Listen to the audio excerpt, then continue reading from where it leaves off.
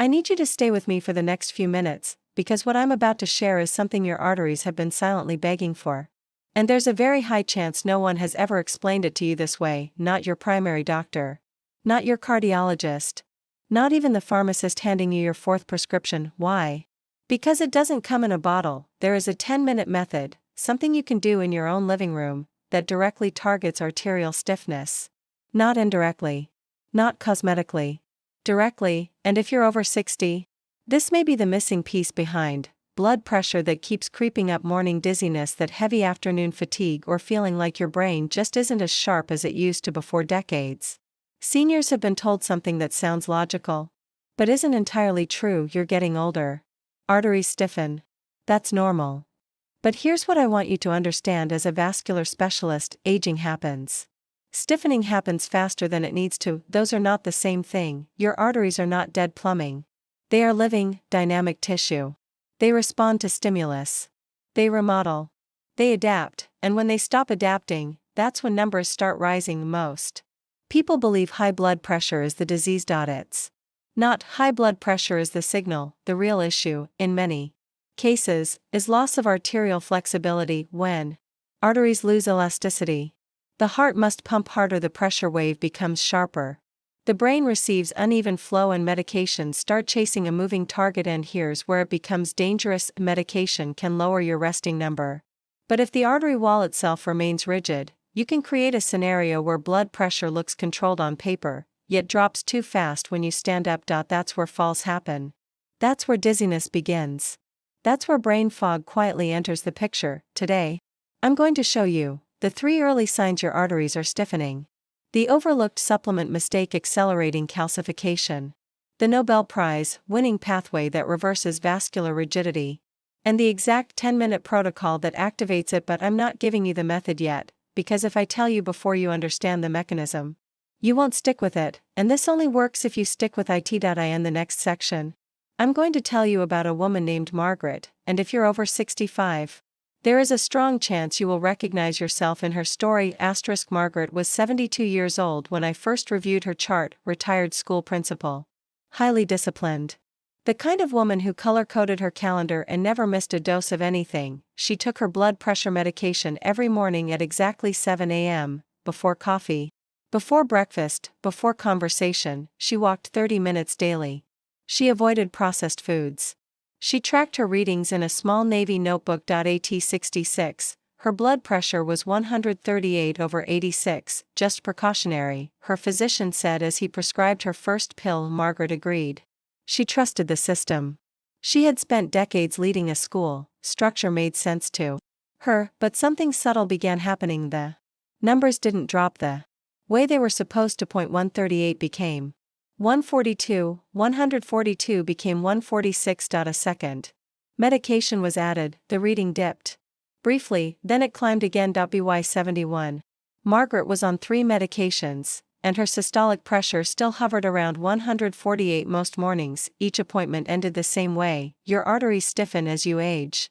We'll adjust the medication. And she believed that, because it sounds reasonable. But here's what no one explained to her: medication lowers pressure. It does not restore elasticity. That distinction changes everything. Around that time, Margaret noticed something else. Every morning after breakfast, when she stood from her kitchen chair, the room tilted, just for 2 seconds, long enough to grip the chair back, long enough for her brain to momentarily dim. She didn't consider it serious. It became routine. She mentioned it once. Her seated blood pressure looked fine, probably the medication, she was told. But here's what was actually happening: when you have stiff arteries, they cannot rapidly redirect blood upward. When you stand. In a healthy, elastic artery, blood flow adjusts instantly. Pressure stabilizes. The brain stays fully perfused. In a stiff artery, there's delay. There's drop. There's momentary cerebral underperfusion, that 2-second pause. That's the brain not receiving enough blood. Now combine that with blood pressure medication. That lowers resting pressure even further. You create a dangerous gap. Pressure looks controlled while seated, but the moment you stand, blood pressure can drop 20 to 30 points too quickly. Margaret's fall didn't happen because she was weak. It happened because her arteries could not adapt fast enough. One Tuesday morning, she stood from the kitchen table. The tilt lasted longer than usual. Her Legs didn't respond, she reached for the counter. Missed, and fractured her hip and wrist on impact. 40 minutes on the floor. That's how long she waited before someone found her. When she told me about it later, she didn't talk about the pain, she talked about the ceiling, about staring at it and realizing she might not get back up. And here's what breaks my heart every time I tell this story: Margaret did everything she was told, everything, but no one addressed the stiffness itself. In part 3, I'm going to tell you about Dorothy, because her story is different. She didn't fall, she didn't have sky-high numbers, her warning sign was something much quieter and far more common. Dorothy was 68. Grandmother, Sunday dinner host, never missed a birthday. The emotional center of her family, her blood pressure was what doctors called borderline, 134/82. Sometimes 136. Not high enough for medication. Not low enough to ignore. So she was told to watch it, reduce sodium, walk more, come back in 3 months. She did all of that, but what she didn't mention at those appointments was what bothered her most: the exhaustion, not the kind that follows a bad night of sleep. This was deeper. She would wake after 8 full hours and feel like she had already used up half her energy for the day. Around 2 o'clock in the afternoon, she would hit what she described as a wall. A physical shutdown. Her grandchildren would be playing on the floor, and she would feel her eyelids growing heavy, not from boredom, but from something cellular. And then there was the fog. Words arrived a half-second late, names she had known for decades hovered just out of reach before finally landing. She wasn't confused, she wasn't lost, but she wasn't as sharp, and that subtle shift frightened her more than high blood pressure ever had. As she Googled early dementia symptoms one night, closed the laptop, and sat in silence for a long time, her neurologist later cleared her of memory intact, cognition intact. No red flags, but the fatigue remained, the wall remained, the slight cognitive drag remained. Now here's what most people, including physicians pressed for time, miss. The brain is one of the most blood-hungry organs in the body. It demands steady, smooth, uninterrupted flow, not just volume, flow quality. When arteries stiffen, even slightly, blood doesn't travel in a gentle wave. It travels in sharp pulses, instead of cushioning each heartbeat. Stiff arteries transmit the full force forward. That creates 2 problems. Microfluctuations in cerebral blood flow, reduced nitric oxide signaling in small vessels, not enough to cause a stroke, not enough to show up on MRI, but enough to create afternoon fatigue, subtle cognitive slowing, brain fog, decreased mental stamina. Dorothy wasn't declining, her arteries were stiffening, and because her numbers weren't dramatically high, no one connected it. She was living in what I call the vascular gray zone. Not sick, not optimal, just slowly drifting. When she began the 10-minute protocol I'll show you soon, along with one dietary shift, something fascinating happened. Her blood pressure didn't drop immediately, but the 2 o'clock wall disappeared within 2 weeks. Gone. She called me almost apologetically, as if it sounded unrealistic. I just don't crash anymore. That's nitric oxide restoration. The brain feels it before the cuff shows it. Which brings us to something extremely important. Before I show you the method, you need to know the 3 early signs that arterial stiffness is already happening in your body, because most people ignore them for years. In part 4, I'm going to break those down, and I promise you, at least one of them will feel uncomfortably familiar. Before we talk about reversing stiffness, you need to recognize it, because arterial stiffening does not announce itself dramatically. It whispers, and most people dismiss those whispers for years. There are 3 early signs I see again and again in patients over 60. If even one of these sounds familiar, I want you to mentally note it, because awareness is where reversal begins. Sign number 1, the chasing the number pattern. This is the most common one. Your systolic number, the top number, keeps creeping up. Nothing major changed. You didn't gain 40 pounds. You didn't stop moving completely. You didn't suddenly start eating fast food every night, and yet 134 becomes 139. 139 becomes 145. 145 becomes 152. Your doctor adjusts medication. It drops temporarily, then 6 months later, it's rising again. That pattern, drop, creep, adjust, creep, is classic progressive stiffness. Medication lowers pressure, but the artery wall remains rigid. A rigid artery pushes pressure upward like a hose that won't Expand. So the number keeps fighting back. If you feel like you've been chasing your blood pressure for years. This is not random. It's mechanical. Sign number 2, brief dizziness when standing. I want you to think about this honestly. When you stand up from a chair, especially after sitting a while, do you ever pause? Even for 1 or 2 seconds? Do you instinctively reach for a table, counter, or wall? Have you told yourself, that's just how mornings are now? Here's what's happening physiologically. When you stand, gravity pulls blood downward. Elastic arteries instantly redirect flow upward toward the brain. Stiff arteries hesitate. That hesitation can cause a temporary drop in cerebral blood flow. It may last only seconds, but it's not normal aging.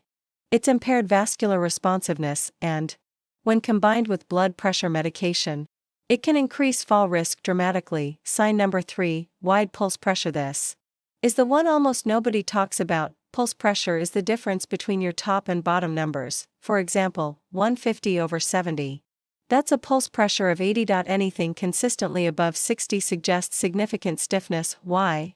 Because stiff arteries cause the systolic, top number, to spike higher, while the diastolic, bottom number, drops lower. That widening gap is your artery wall losing elasticity, and wide pulse pressure has been strongly associated with increased stroke risk, cognitive decline, heart strain, microvascular brain damage. Most people only look at whether the top number is under 140. They never calculate the gap. You should, now.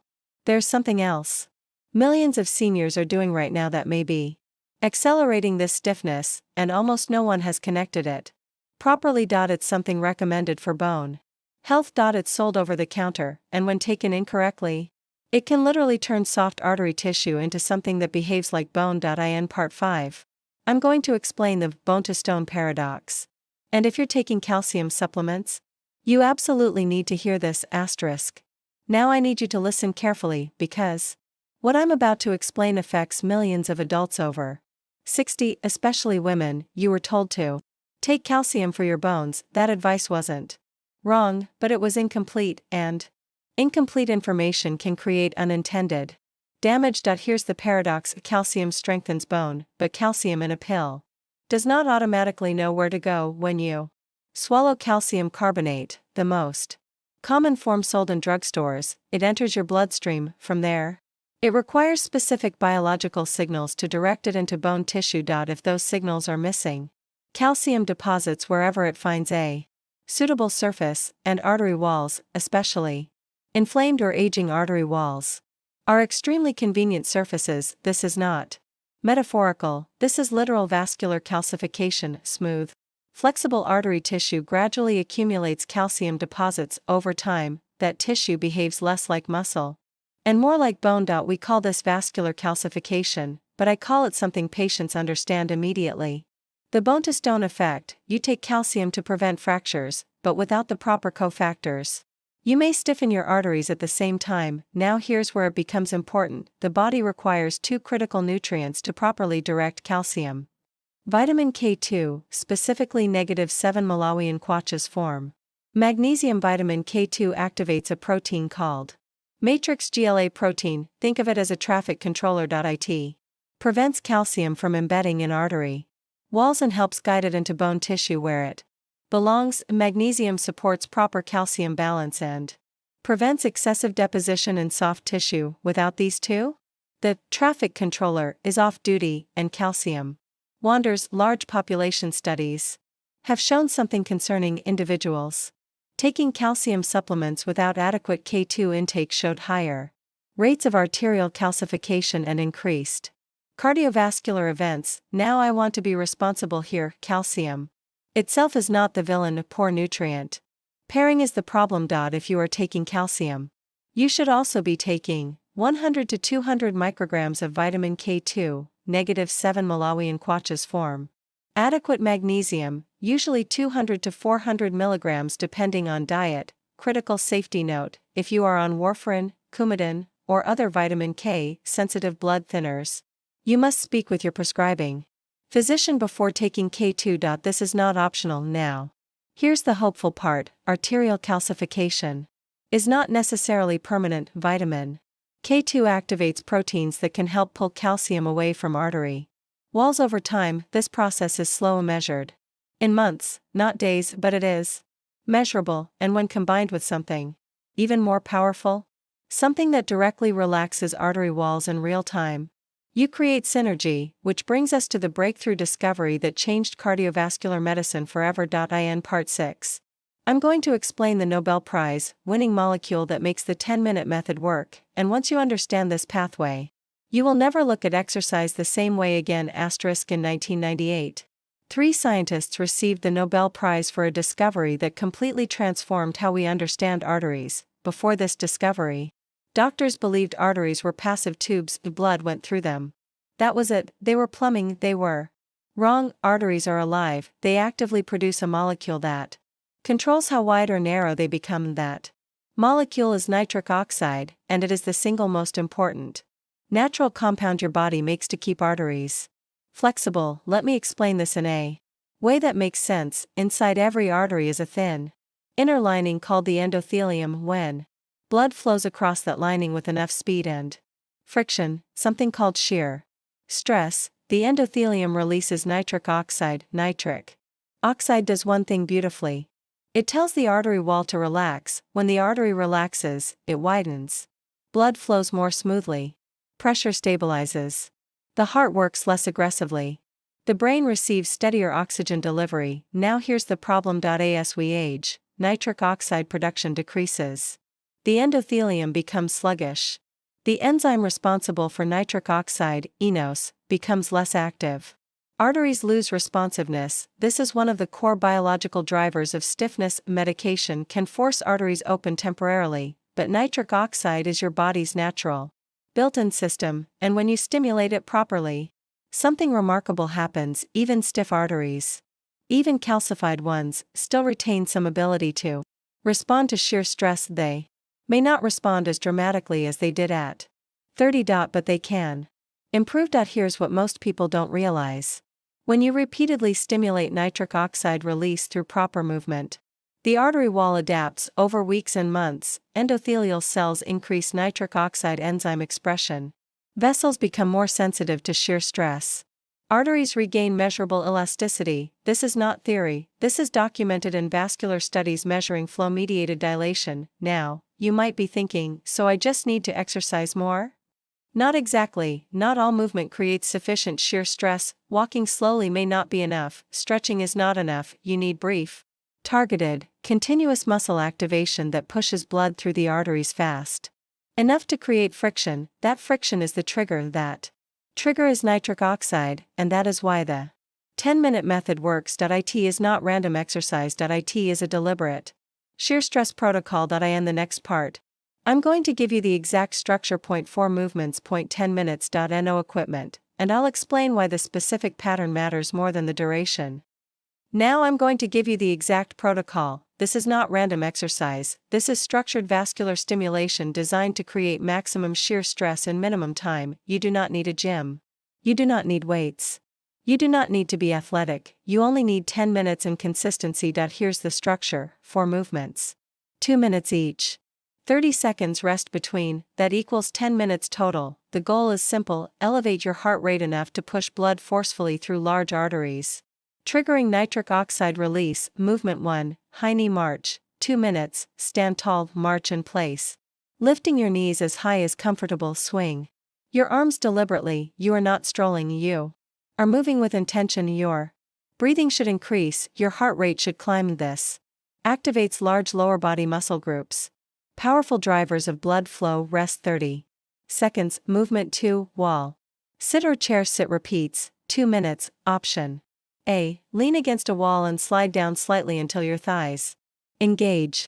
Hold. Option B, sit and stand repeatedly from a sturdy chair at a steady pace. Both options create brief muscular compression in the legs. That compression partially restricts blood flow. When you release, blood surges back through the vessels. That surge creates intense shear stress. That shear stress triggers nitric oxide. Rest 30 seconds. Movement 3, arm circles. 2 minutes. Extend your arms at shoulder height. Make controlled forward circles for 1 minute, then reverse direction. For 1 minute, upper body activation increases overall circulatory Demand and expands thoracic blood flow, keep the motion. Continuous, rest 30 seconds, movement. 4. Side step touches, 2 minutes, step right, bring the left foot to meet it, step left, repeat. Rhythmically, add overhead arm movement if able. This keeps blood moving dynamically through both lower and upper body vascular beds, then you're done. 10 minutes. That's it. Now here are 2 critical safety notes. If you have an aortic aneurysm, consult your cardiologist before performing vigorous movement. If you have not exercised in years, start at moderate intensity. Build gradually over 2 weeks. This is not about exhaustion, this is about circulation velocity. The magic happens because of the pattern. Muscle engagement, temporary pressure release, blood surge, shear stress, nitric oxide, when done consistently 3 to 5 times per week. Endothelial function improves measurably within weeks, but here's where most people miss the amplification opportunity. Exercise creates nitric oxide during movement. There is a way to extend nitric oxide production for hours after you finish, and it involves something in your refrigerator. In Part 8, I'm going to explain the dietary nitric oxide pathway, and the one common hygiene habit that completely destroys it. The 10-minute flush stimulates nitric oxide through mechanical force, but your body has a second pathway. A dietary pathway, and when you combine the two, the effect multiplies. Certain vegetables contain natural compounds called dietary nitrates. When consumed, these nitrates are converted inside your body into nitric oxide. But here's what makes this fascinating: the first step of that conversion does not happen in your stomach. It happens on your tongue. Bacteria living on your tongue convert nitrate into nitrite. That nitrite is swallowed, absorbed into your bloodstream, then converted into nitric oxide, which means this: your oral microbiome is directly involved in your blood pressure regulation. Now let's talk about the most powerful source, arugula. Yes, simple arugula. It contains extremely high levels of natural nitrates, higher per serving than most beets. 0.2 cups per day provides a clinically meaningful nitrate dose. Within hours of eating it, nitric oxide production increases. Within 2 to 4 weeks, many seniors see measurable improvements in vascular flexibility and systolic pressure. Now here's the problem almost no one talks about. If you use antiseptic mouthwash daily, you may be destroying the bacteria required for this conversion. That means you eat the arugula. You think you're helping your arteries, but the nitrate to nitrite step never happens because the bacteria are gone. Clinical research has shown that regular antiseptic mouthwash use can blunt the blood pressure lowering effect of dietary nitrates. This doesn't mean oral hygiene is bad. It means we need balance. For most people, brush thoroughly, floss regularly, use non-antiseptic rinse if needed. If you rely heavily on antiseptic mouthwash, speak with your dentist about alternatives. Now 2 critical safety notes: if you take nitroglycerin for chest pain, or medications like sildenafil, Viagra, or tadalafil, Cialis, consult your doctor before dramatically increasing nitrate intake. Combining multiple nitric oxide pathways can lower blood pressure too quickly in sensitive individuals. Transparency with your physician matters. Now here's the synergy: exercise creates nitric oxide. Through shear stress, arugula sustains nitric oxide production for hours. Afterward, vitamin K2 protects arteries from calcification. Magnesium stabilizes vascular tone. This is not a random collection of tips, this is layered vascular restoration, but implementation matters. If you try to change everything at once, you won't stick with it. In Part 9, I'm going to give you the simple step-by-step 6-week rollout plan so this becomes sustainable, not overwhelming. The biggest mistake I see? People get excited, try to change everything in 1 week, and quit by week 2. Vascular restoration is not about intensity. It's about consistency. So here is exactly how I have my patients implement this, step by step. Weeks 1 to 2, movement only, nothing else changes. 0.3 times per week. Complete the 10-minute flush. That's it. No supplements, no diet overhaul, no tracking 5 variables, just movement. Expect this: the first few sessions may feel surprisingly challenging. Your heart rate will rise. You may feel slightly winded. By the end of week 2, the same routine will feel easier. That's endothelial adaptation beginning. If you track blood pressure, don't obsess over small fluctuations yet, focus on building the habit. Weeks 3 to 4, add arugula. Now introduce 2 cups of arugula daily, salad. Smoothie. Lightly sautéed, whatever is sustainable. If you use antiseptic mouthwash daily, reduce or replace it during this phase. Within 10 to 14 days, many people notice less afternoon fatigue, warmer hands and feet. Slight improvement in mental clarity. The blood pressure cuff may not show dramatic change yet, but your energy might. That's nitric oxide working at the microvascular level. First, weeks 5 to 6, add vitamin K2 plus magnesium now. We protect the structural integrity of your arteries. Add 100 minus 200 micrograms vitamin K2, negative 7 Malawian kwacha's form. Magnesium, 200 to 400 milligrams depending on diet and tolerance. Again, if you take warfarin or similar medications, speak to your physician first. By week 6, check something important, your pulse pressure. Subtract the bottom number from the top. If that gap has narrowed even 5 to 10 points, you are moving in the right direction. This is not a straight line process. Some people see early drops, some plateau, then drop later. Improvement happens in waves, but direction matters more than speed. Now I want to set realistic expectations. At 6 weeks, you may see modest blood pressure improvement. At 3 months, endothelial responsiveness is significantly better. At 6 months, peripheral circulation often shows measurable improvement. At 12 months, structural arterial remodeling becomes meaningful. This is not a detox, this is a vascular retraining process, and the people who succeed are not the most motivated, they are the most consistent. In Part 10, I'm going to show you what long-term improvement actually looks like, and how to know if your arteries are truly regaining flexibility. Ready for the final part? Asterisk. Now I want to show you what long-term success actually looks like, because if you don't know what to watch for, you might miss it. Improvement doesn't always begin with a dramatic drop in your systolic number. It often begins with subtle shifts. Here's what my patients typically report first. The dizziness when standing becomes less frequent. Hands and feet feel warmer. Afternoon fatigue decreases. Mental clarity improves. Exercise tolerance increases. Those are early vascular responsiveness signals. Now let's talk numbers. The first measurable marker I want you tracking is pulse pressure. If you were 150/70, pulse pressure 80, and 6 weeks later you're 142/76, pulse pressure 66. That narrowing gap is elasticity returning, even if the top number hasn't reached perfect.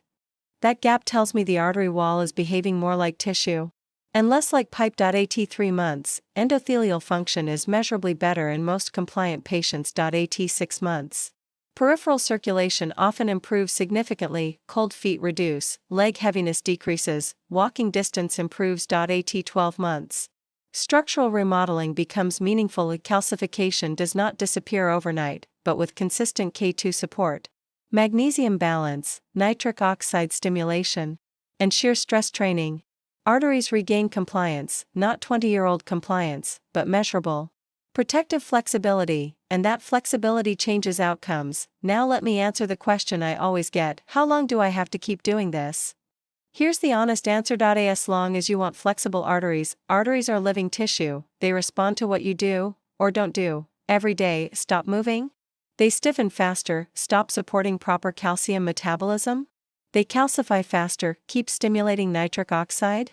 They remain responsive. This is not a 6-month fix. It's a lifestyle shift, but it's 10 minutes. 3 to 5 times per week, plus 2 cups of arugula, plus proper nutrient pairing. This is not overwhelming. It is strategic. Now I want you to do something. Calculate your pulse pressure today, and comment below which of the 3 signs you recognized. Rising systolic number, dizziness when standing, wide pulse pressure. Your answer helps other people realize they are not alone, and if this explanation connected dots your doctor hasn't had time to connect in a short appointment, share this with someone over 65 who is managing cholesterol, but still worried about their heart, because cholesterol is only part of the picture. Elasticity is the other half. This content is educational and not a substitute for medical advice. If you are on blood thinners, erectile dysfunction medications, nitroglycerin, or have aneurysms or severe mobility limitations, speak with your physician before beginning. I'm Dr. Christina Serrati, and I will see you in the next video.